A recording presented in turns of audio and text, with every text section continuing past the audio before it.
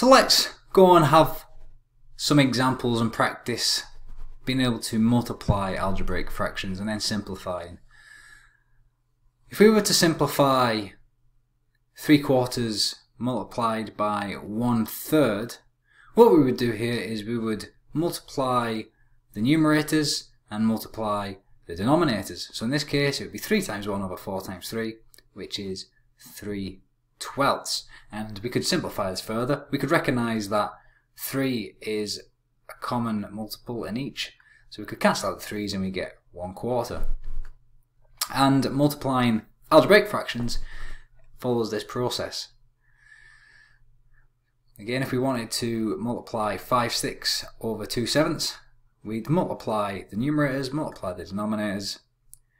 10 divided by 42, we could factor out a 2 from that, and what we'd get is 5 over 21.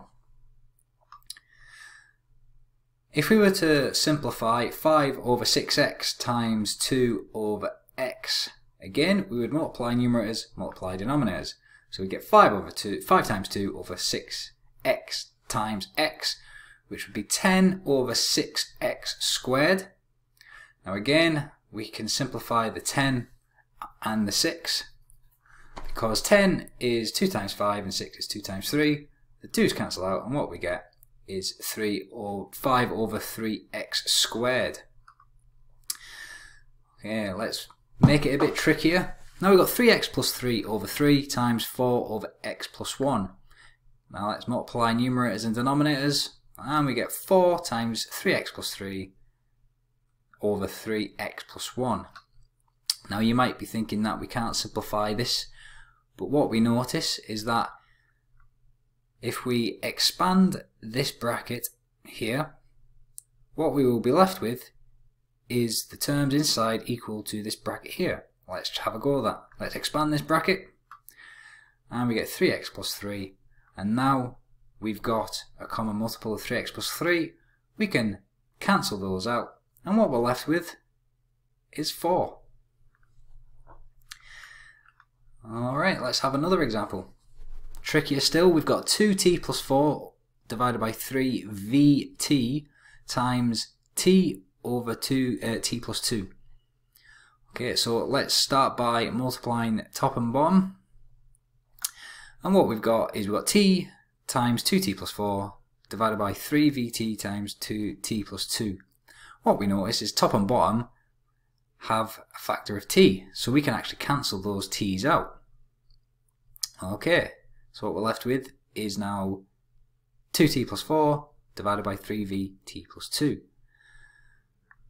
Right, now we can still simplify this further, because again, if we inspect this bracket, and we can see that it can be factored. So if we factor a 2 out of this, we'll get the numerator is 2 times t plus 2, and what you see is we've got 2 brackets of t plus 2, and we can cancel those out. So now what we're left with is 2 over 3v. Now when we go to divide fractions, we can say this is 10 divided by 2, which is the same thing as saying 10 times a half. It's half of 10. And that is 10 over 2, which will be 5, yeah? What we do is we're turning division into multiplication. So when we've got 10 divided by 2, and this is 2 over 1, what we're doing is we're multiplying it by 1 over 2. So we're multiplying by the reciprocal, and the reciprocal is a number that when multiplied by the original number gives us 1. So in this case 2 over 1, the reciprocal of that is 1 over 2, and it's the same for almost, well, any number.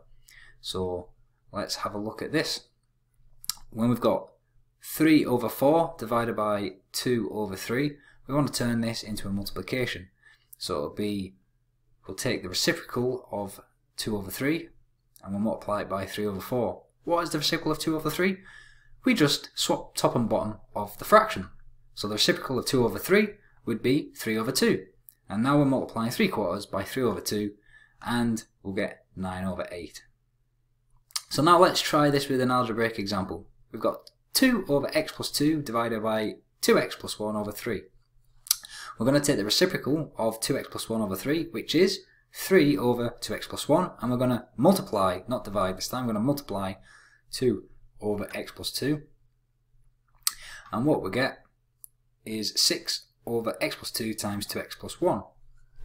And you could expand this if it's required, but that is the basic technique.